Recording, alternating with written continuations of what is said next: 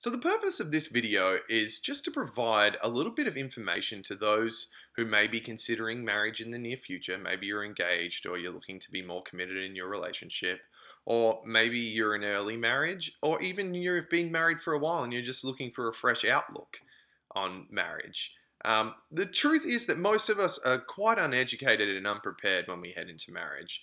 And this is interesting because it's such a big decision, but we don't head into school or when we're doing or in our jobs without adequate training and an understanding and education.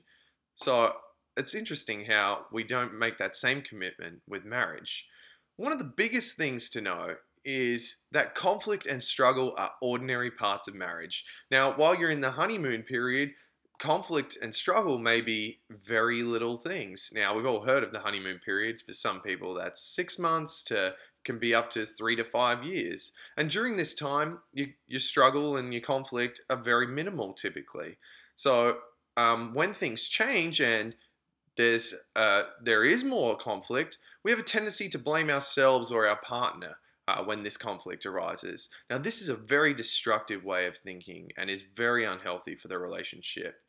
So, a better way to look at it is that, growth and change are inevitable, and one person's growth and change can trigger challenges and opportunities for both individuals.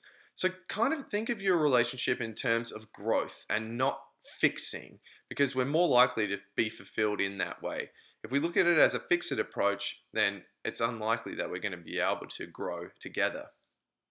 The key really is to embrace change and work on relating to your partner.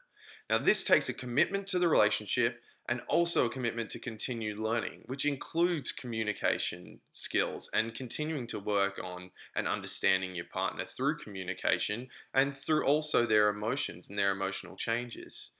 Most couples make the commitment, they enter marriage and they know they're committed to the marriage, but they're not willing to do the continued work that's required to maintain the marriage.